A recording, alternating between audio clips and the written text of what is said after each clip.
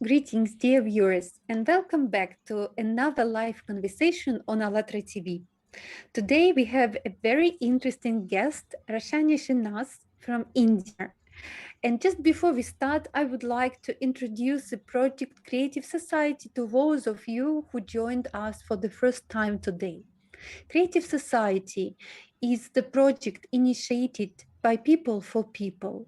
It's been implemented globally in 180 countries, and the goal of Creative Society project is to shift from a consumerism-oriented format of the society we are living now towards creative and constructive one, where human life is the most important value. And I'm very happy to introduce my co-host today, amazing Tahira Amir Khan, who is a founder of the Golden Door Awards. Hi, Tahira, how are you? I'm good. Thank you so much for inviting me to co host the session with you. And we've had a few sessions before, and it was great. And each time, this time, we're going to go into, the writers, right? Golden Door, in collaboration with Creative Society. So, Golden Door looks at the truth and integrity of the written word. And as the founder, I'm very pleased to have as the guest with us Roshni Shanaz from India, Mumbai. And she's one of the winners we have three categories: book, blog slash essay, and poetry. So she is the second prize shared winner for the essay. And that was for Golden Door 2020 last year. So, which was actually our inauguration. So, really pleased to have her. Roshni is, she is a happiness coach and spiritual well being coach. So, she had a former life in the media industry, which is interesting that she made this big switch. And her winning essay, which is really interesting, very courageous for her to write this. It's something which is a bit of a stigma, which people won't want to write about, talk about, especially in Asian countries. She talks about the stigma on menstruation and how the women have to go through hiding certain information and how they're treated. So yes, we're moving towards a society where there's more openness and acceptance, and where we can speak more boldly and write more boldly and about things how we feel. So she really impressed the judges with that impressive writing through story and with characterization. And yes, and her first book, which is Angel Speaks, a very formidable book. Again, on something spiritual, on the angel messages. I will leave it to Roshni to explain all this. But yes, so happy to have you here, Roshni, and good to see you. Thank you for the beautiful introduction. Thank you very much, Tahira. Pleasure to have you. And also, just before we go to our questions, I wanted to say that we are testing the fear of six handshakes. Actually, this is a social theory saying that all people in the world, they know each other through 5 or fewer social connections only. And actually, this is why we've chosen this theory to connect and to unite the whole world together. And so the presence of Rashani today is because Tahira has passed this handshake towards Rashani, and this is how we've all met. And thanks to Golden Door Awards and to what Tahira does, we've met already a lot of very interesting, nice people who do a lot to change the world, as well as our guests today. So please, Rashani, the floor is yours, and kindly share with us what inspired you and what is inspiring and motivating you to do what you do today. Thank you. Namaste, everyone. Firstly, thank you so much, Alina and Tahira, for your introductions and for this inclusion to be a part of this conversation for a creative society. the much needed thing of the hour for the entire world. Going into what inspires me would take me a little bit into my story, as Tahira said, of being a part of the films and media, an entire world where everything operates upside down almostly. And it is like, method in madness, and that zest and the zeal in the chaos that you operate in, creativity at its best. So, coming from that polarity of the world and switching to an inner world, which is completely the opposite of what I was doing for those 23 years in my life, was not a very easy thing to do. And it did not come in when I was, everything was hunky dory in life, and I could say, okay, now who am I? And I need to ask these deeper questions and shift my life to something else. It came in almost like a tornado, a whirlpool of things, and just swept away everything that I had. It was a complete destruction of all that was, for a new life to resurrect itself. And when this journey began, I had no clue that this was going to be, or even is remotely, a profession or something that I had to do as a life path. I just started following my voice in the head and heart that kept on popping up every day, to a time and extent where it said and asked me to leave my job. Until there are messages for everybody else, it's okay. The moment anything shakes you up, you question further. So it wasn't easy when I was almost in a nearmost to crore of rupees of medical debts, including my housing loan and so on, of my 2 years of life that wiped out due to a life and death illness way back in 2005, 2006. And the complete coming back into the game of life was a different scenario altogether. The script of my life was changing, the gears of my life were changing into a new direction.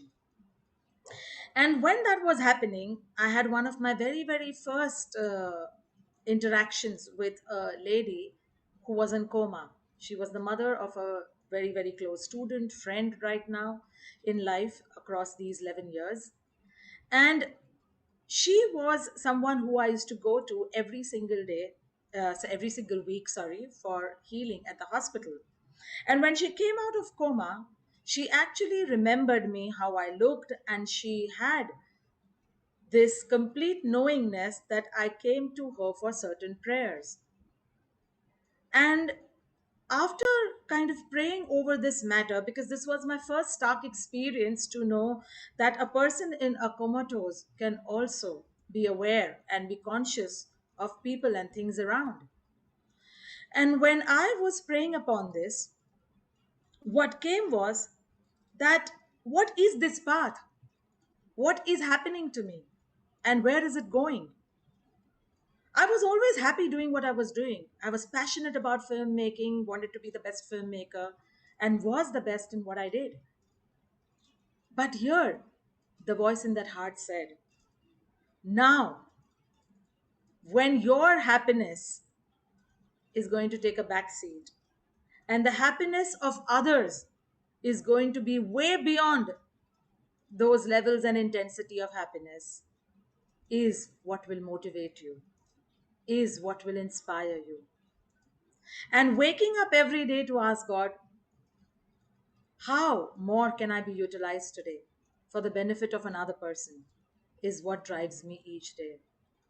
And seeing all the transformations that God's work has done in these 11 years, I can only be completely, in all humility, be grateful to that divine force for changing my path and bringing me to this point where today, at every level, small or big, somebody else's happiness is way beyond mine.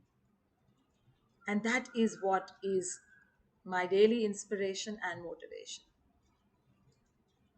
Thank you very much. That sounds amazing, really amazing.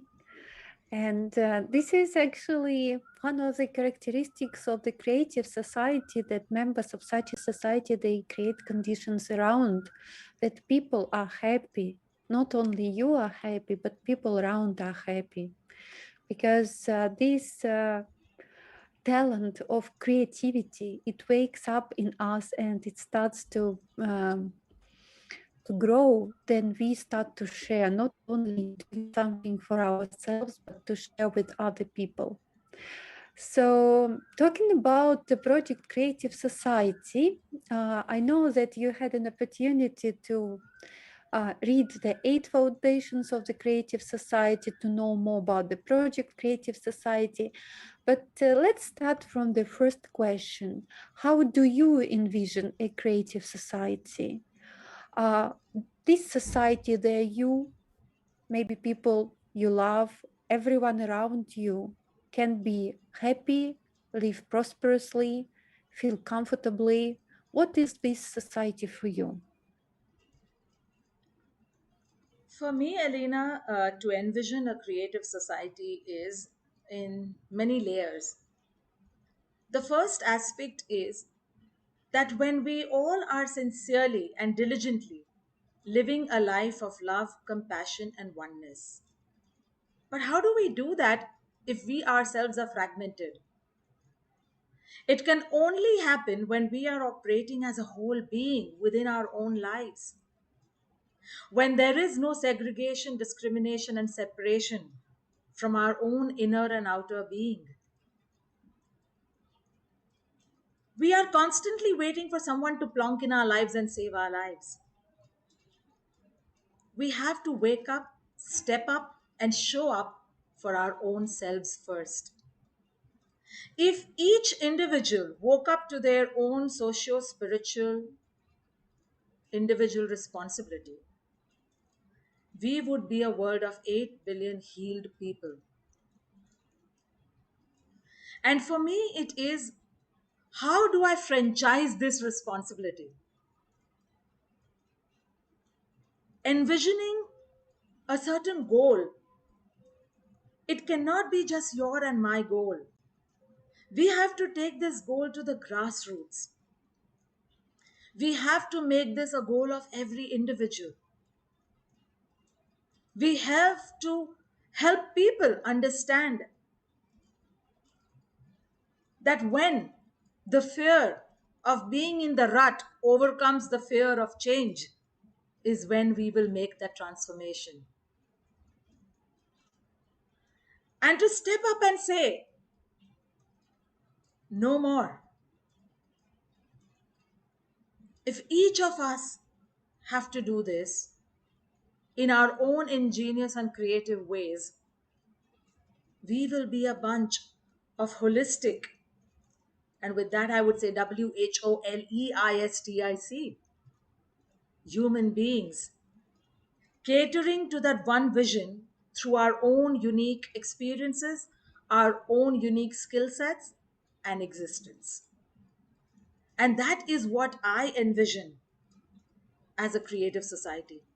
When we can disagree without being disagreeable, when we can see another's point of view as just a new dimension of conversation, when we can see the larger good for the benefit of all rather than what's in it for me, I feel that will be a creative society. Thank you. Thank you so much. Absolutely right. Because when all of us, we are united by the same goal, then it's very easy to reach our goal, right? Yes. Yes.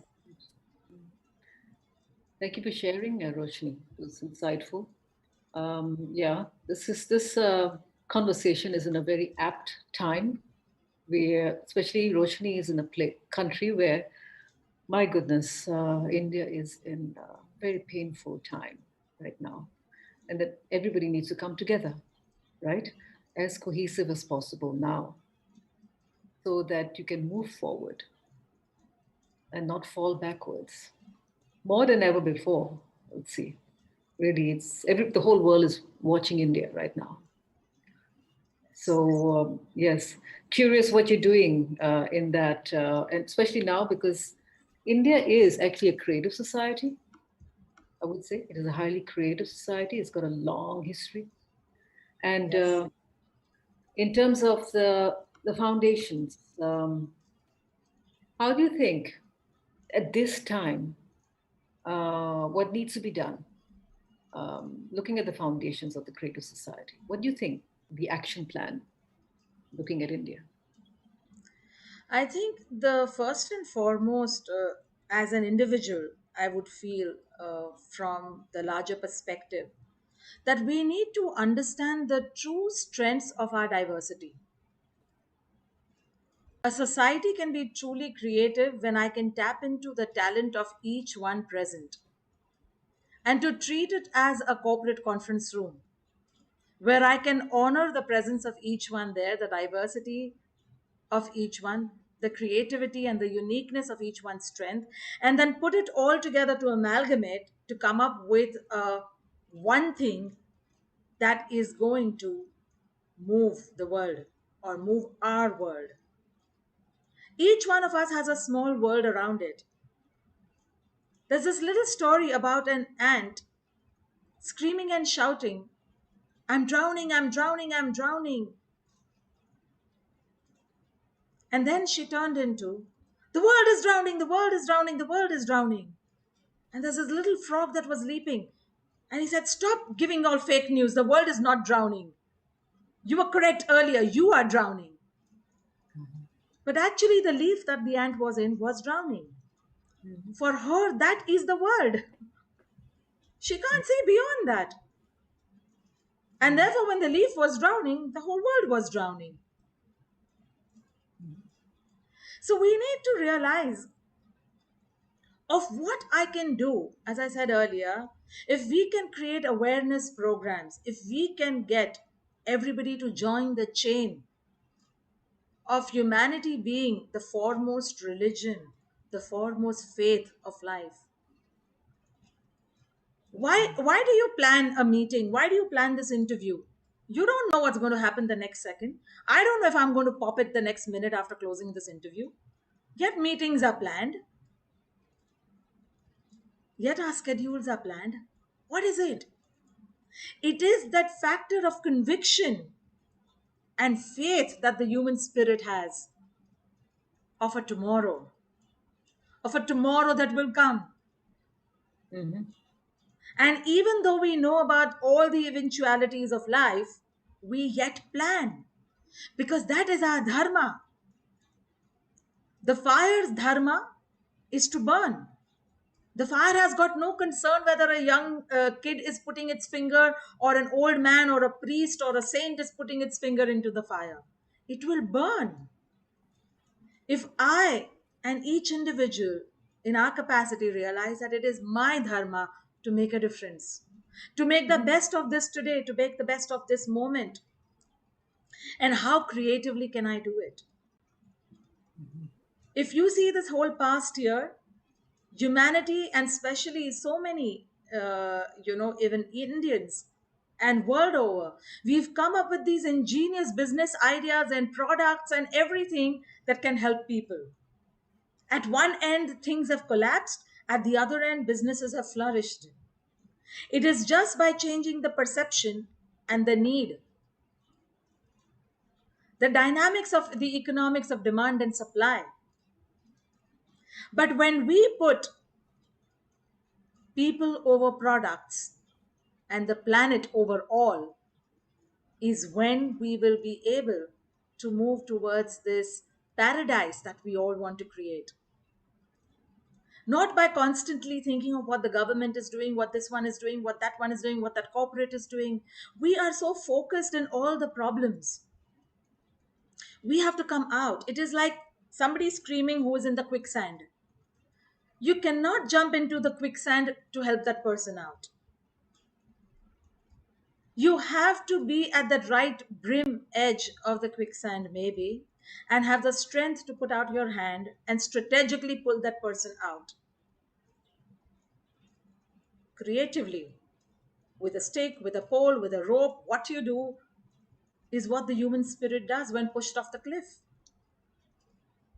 And the universe has pushed us off because we were running like headless animals. We were just not knowing where we are going and where we are coming. And yet the lessons are unlearned.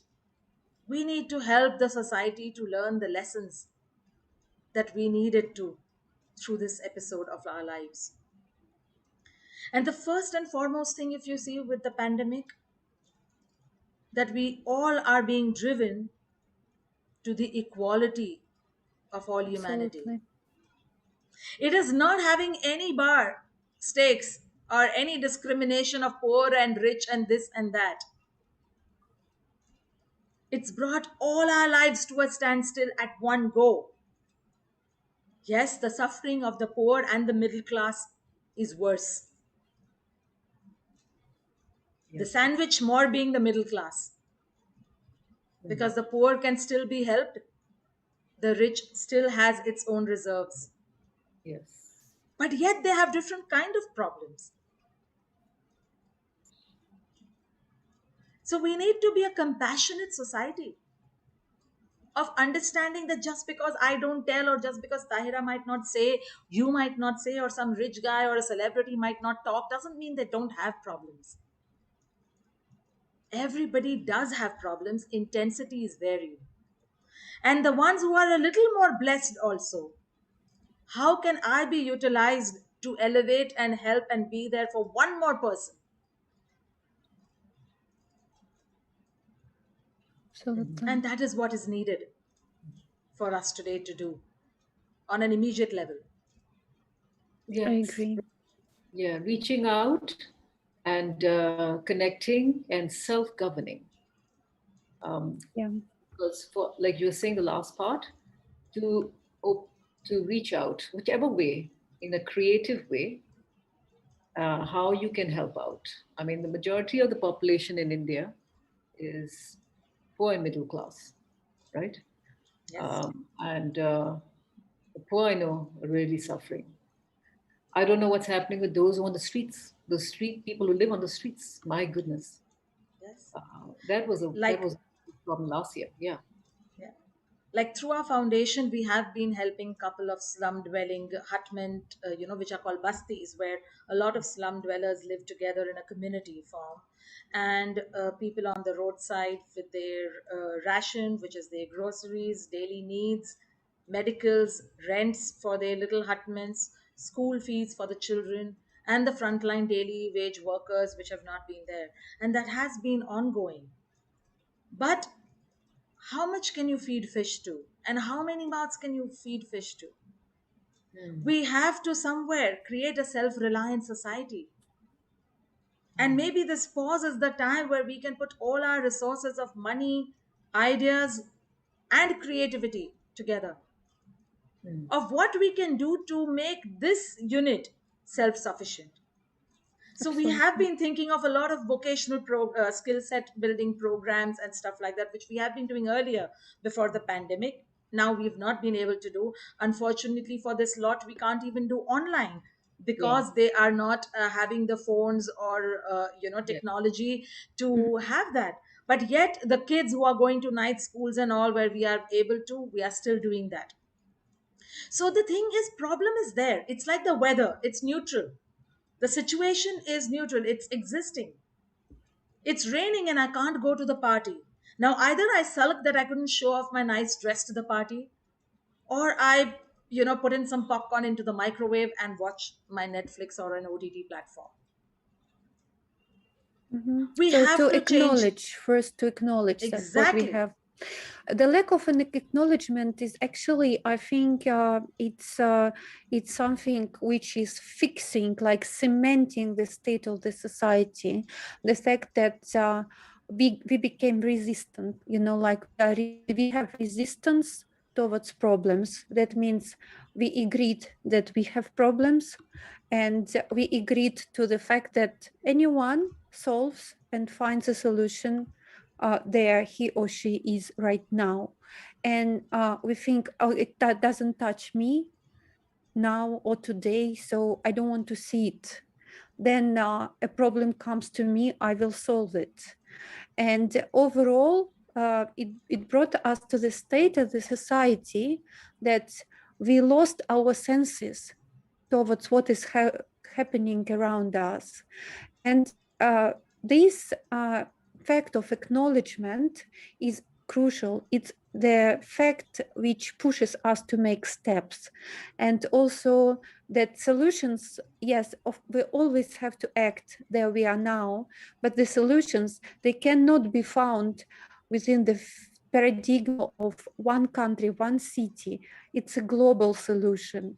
And let's say we are thousands of hundreds of nationalities and billions of people having different background, but what can unite us in order we find common solutions? It's our humanity, it's our human nature, right? Today it's the only internal let's say pillar which can unite all of us. And I absolutely agree that about the importance of acting for those people who already today woke up and understand what is happening on around. Because if we don't start to spread the message, to talk about it, and to offer solutions, as what we do for the Creative Society project, we don't only raise awareness, we talk about the solution. The solution is here. So the solution is the 8 foundations of the Creative Society, and whether we bring them into different spheres of our life, doesn't matter which sphere we take: education, medical care, social protection of people. We bring 8 foundations of the Creative Society, and we change the attitude. So my goal is always to save human life. How I do it, yes, then everything is working differently. So I will profit to introduce the 8 foundations to our viewers, and you will see them now on the screen. Also, you can read more about the 8 foundations on the website allatraunites.com. And to give a small history, these 8 foundations, 8 pillars of the Creative Society, they were formed based on the answers of people.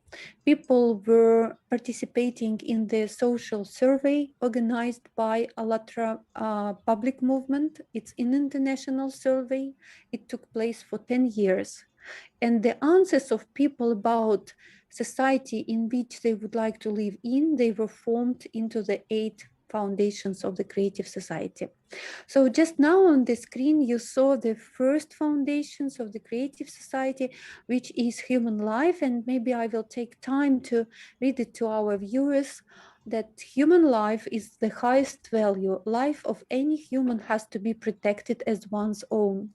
The goal of society is to ensure and guarantee the value of each human's life. There is not and never can be anything else more valuable than a human's life. If one human is valuable, then all people are valuable. And this is the main pillar on which the Creative Society format is built. And I would go immediately to the second one, because we wanted to talk about them together, right, Rashani? Before the interview, we talk about it, that the second one is, of course, human freedom. Every human is born with the right to be a human being. All people are born free and equal. Everyone has the right to choose. There can be no one or nothing on earth above a human, his freedom and rights. The implementation of human rights and freedoms must not violate the rights and freedoms of others. And here I would like just to pay attention of our viewers that human is written with a capital H. So human with a capital H is human with human values.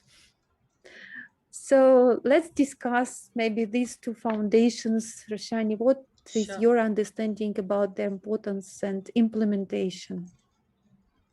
So the first thing I would like to share that the very word humanity, humanity, has unity in it, which itself is self explanatory of what we need to do. to come together, to be united as one force, one spirit, one consciousness.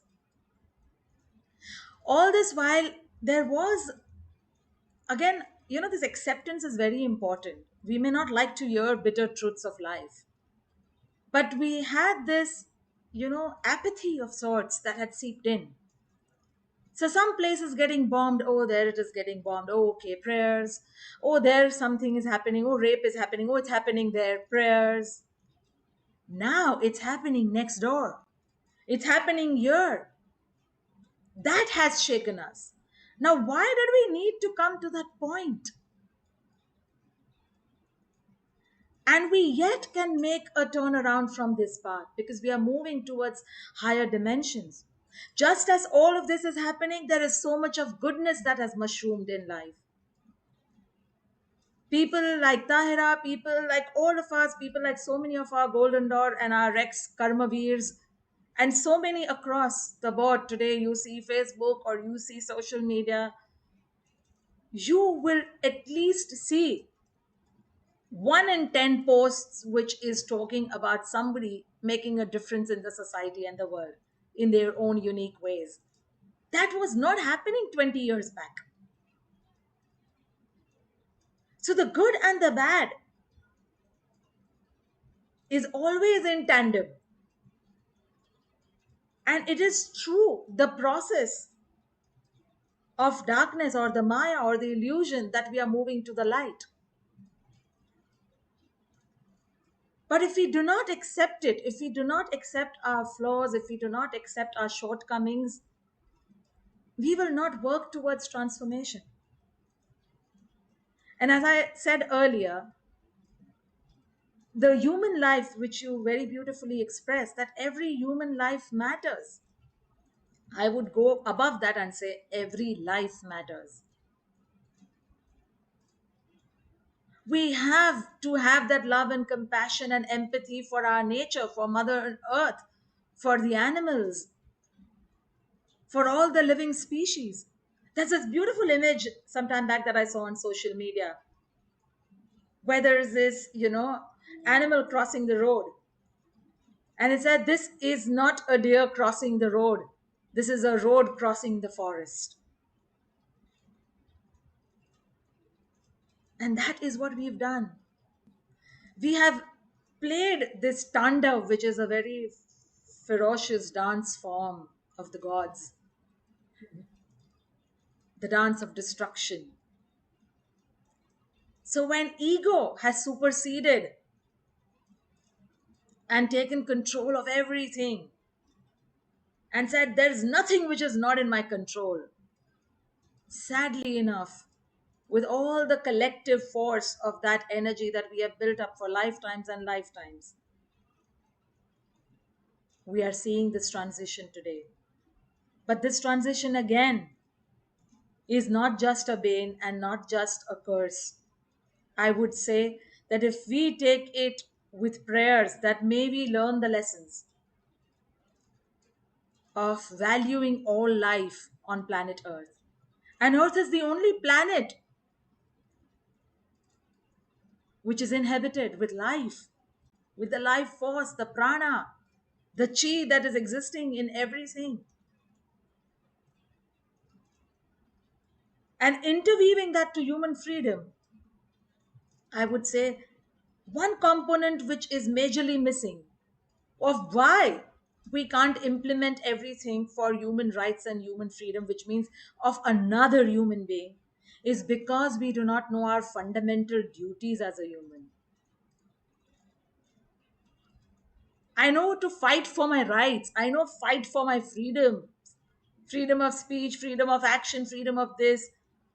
But do I ever wake up to my fundamental human duties? What are they? How can a human recall about them? So, the fundamental duties are also 11 duties which are there in the Indian Constitution in its amendment. And the few key ones connected to our topic would be of respecting and honoring another human being however unique or diverse their faith, culture, or ethnicity is, of having equal opportunities. When I hear about aggressive feminism, also I step back, because the question of equality is not about women doing everything equal to men. No, we are not supposed to be. That's why we are unique. We are supposed to do best of what we are supposed to do.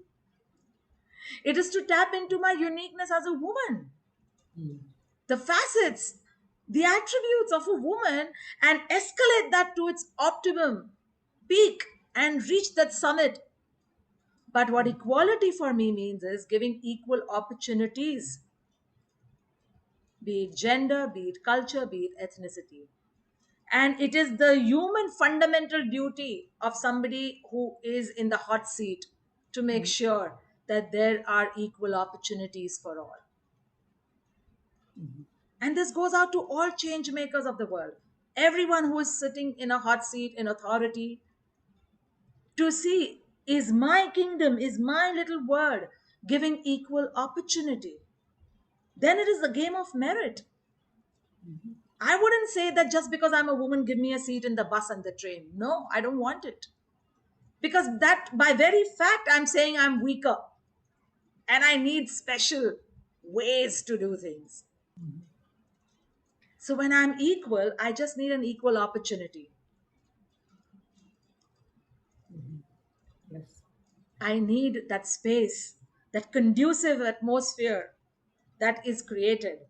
It is like saying if you want to learn law, your parents are sending you to an engineering college. That won't be possible. Mhm. The conducive ground is a law college. And the same way we have to see what is the conducive ground that I can create as a change maker, as an authority, by exercising my fundamental duties, which Mhm. in turn can propagate, perpetuate, propel the implementation of human rights and freedoms for every single human being on this planet. Yes. I want you to just look at these two areas, which is causing a huge problem. Okay, which is affecting human freedom and human life, caste and religion. Okay, like there's a caste in India called the untouchables. I think it's the yeah. So this is a huge issue. Moving forward for humanity, human life and freedom, we have to look into these two things. You want to Yes. touch on that? It's Sure, interesting. sure. It's big, yeah. I would say let's come closer home. Okay. Rather than going to the religion, which is huge, it's a big elephant in the room, right? Okay. Yes, it's an elephant in the room. Yeah. Yeah. Mhm. Let's come closer home. Let's see, what in life am I discriminating in? Labor, people who work for me, people in my society. When discrimination from little steps in our life and our surroundings starts dissipating and dissolving or being eradicated, is when we can eradicate this larger aspect of discrimination. And religion and caste is just like discrimination of color and ethnicity, discrimination of culture. Like the other day, I was watching this thing called The Big Day on Netflix, which is about these humongous 50 crore rupees weddings. Mm. Okay.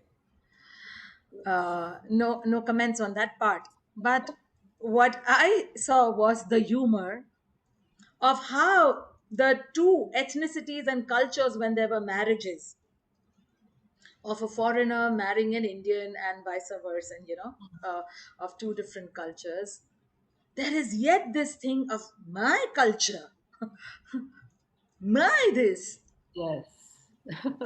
you know oh, our Indian things dominated their things.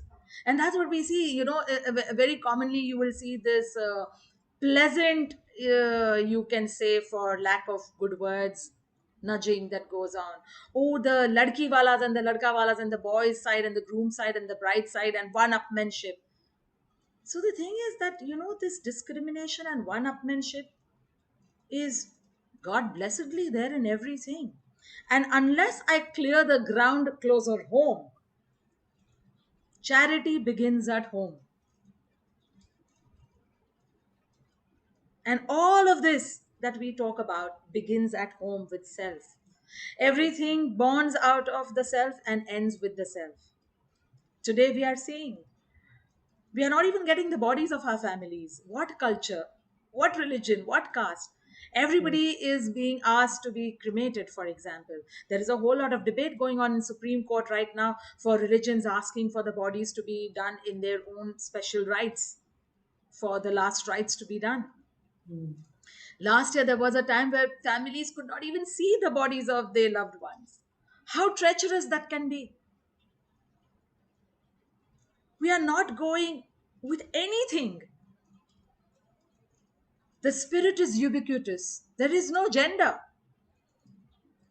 There is no male and female. There is no caste and no religion. When I die and when I pop it, I'm just the spirit. I'm just the energy of my sanskaras and emotions and the baggage that I have created and taking back home.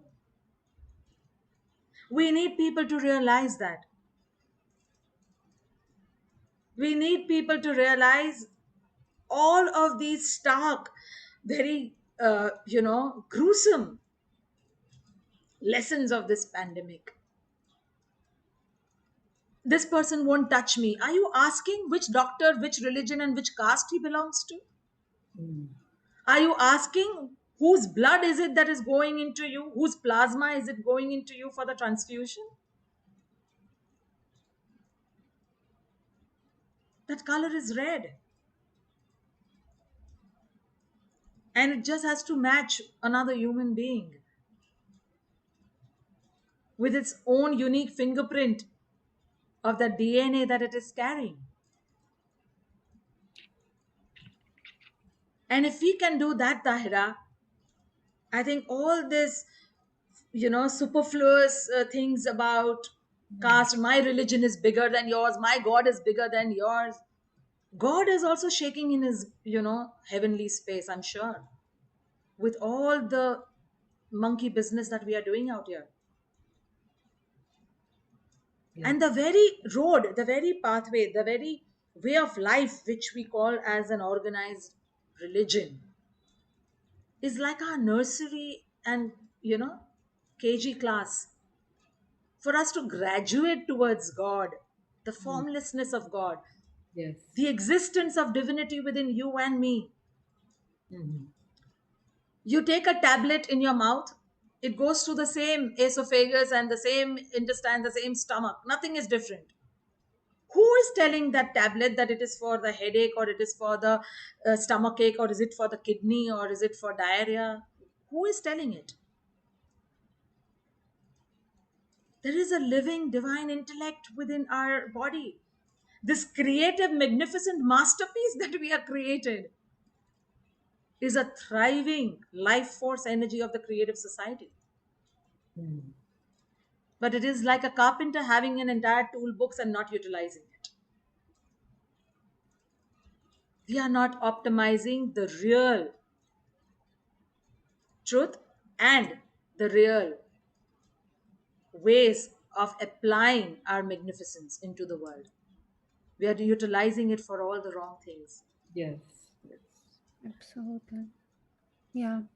Yes, yeah, everything what you mentioned, it's very much important, like I see that um, we should start talking about it on the wider range.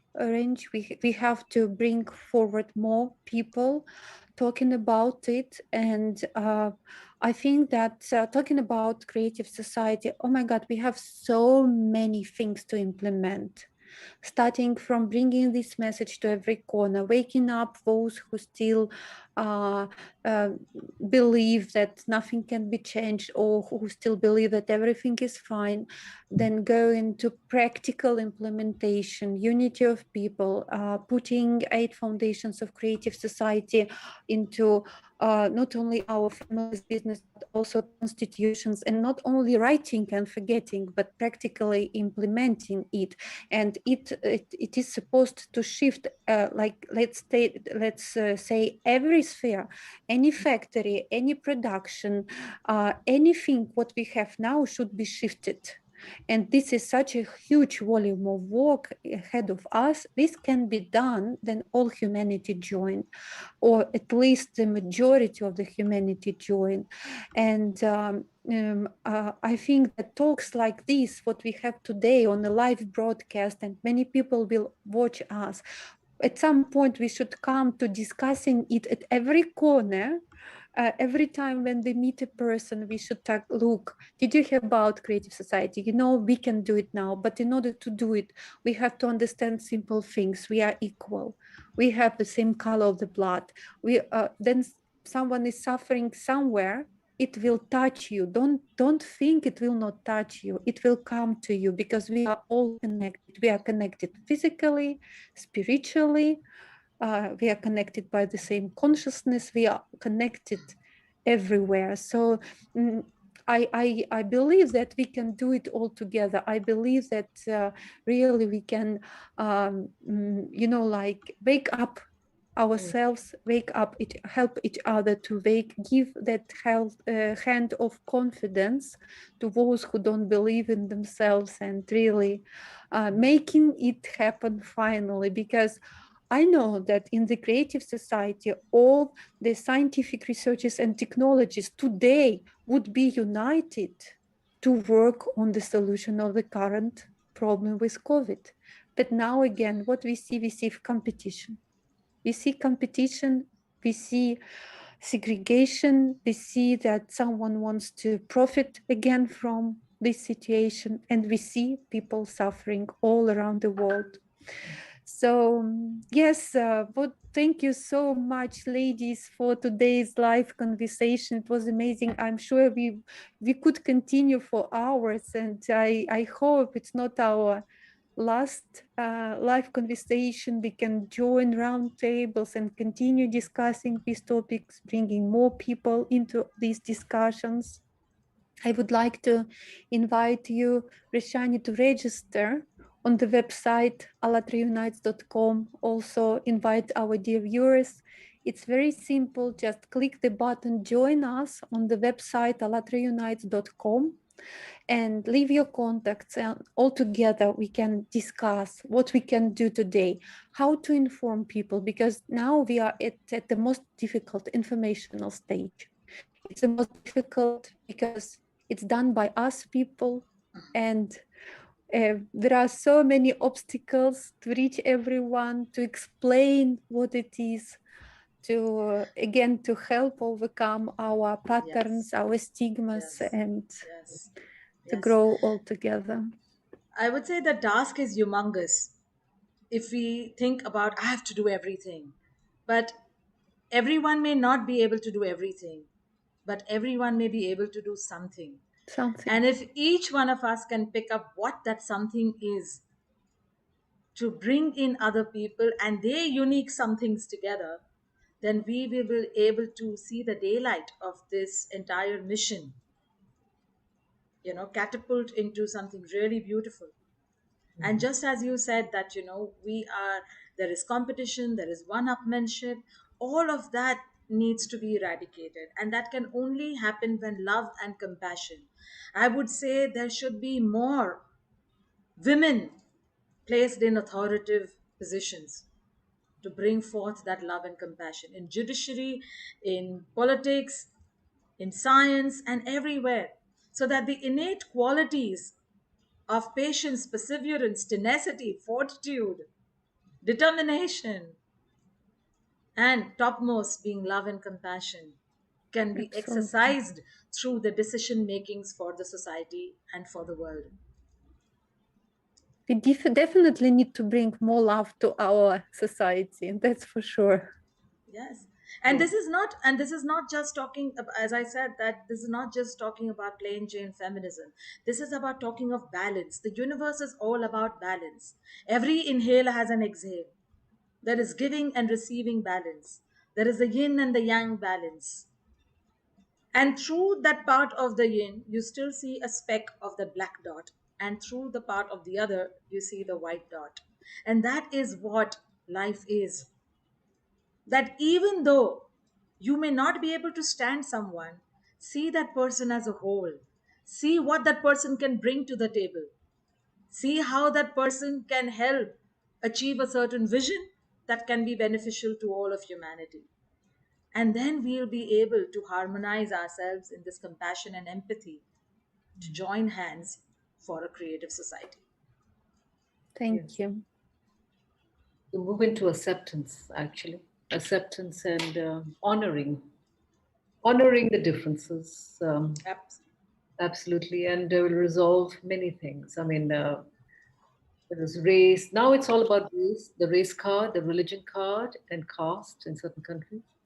You can get past that if you go back to the basics, go back to the human, right? That's what creative society is, but returning to the human and shifting away from the. True. Very And true. it's right the time to do it for all of us. Thank you so much, ladies. Thank you for this amazing broadcast. Tahira, thank you so much for co-hosting today, inviting Rashani to today's live conversation, and together and united we can do a lot.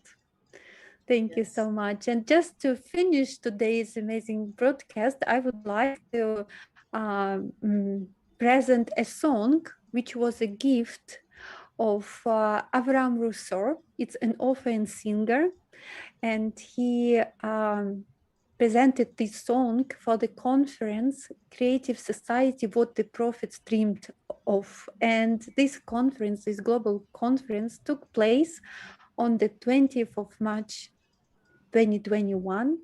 It's valuable on ALLATRA TV YouTube channel. You can watch it.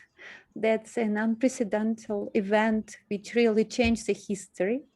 But today, let's finish today's broadcast with this amazing song, which I personally love a lot. And see you soon on ALLATRA TV.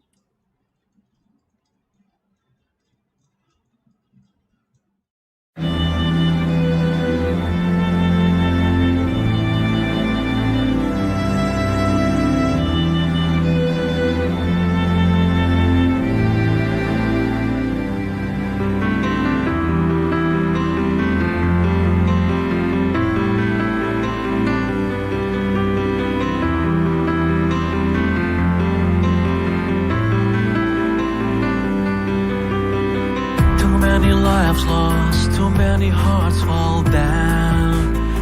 With no place to run, we can't turn away like it's okay now. There's too much to be done. It's time to reach out to the broken. We need to let them know they're not alone. Let's be the difference that they can see. All it takes is just one day. Let's be the hands that hold them, and the hope that heals the hurting. Let's wrap our arms around them and show the love that they have been searching for.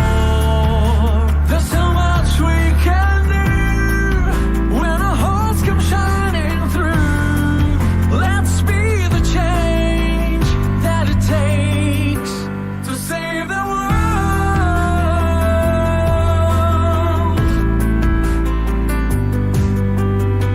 So many children without a place called home.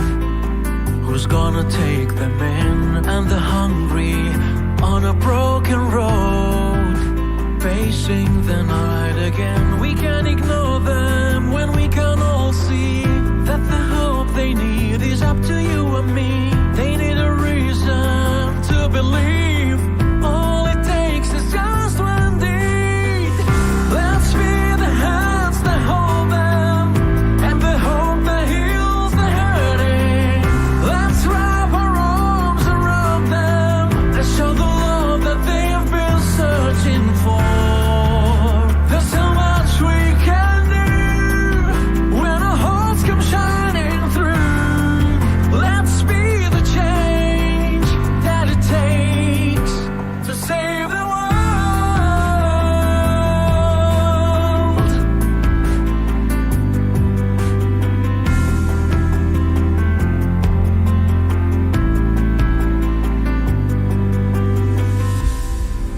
Brothers and sisters, I say to you, love one another, care for each other, and for just a moment, let's set aside our own needs and our own desires so that we can help change someone's life. We can make a difference. We can pick up those who have fallen down. But first we must be willing to give. We must be willing to sacrifice. Because after all, love is sacrifice. So give to those who really need our help. Let's come together now and make this a better place. Good deeds can save the world. Let's save the world. Let's be the hands that hold them and the hope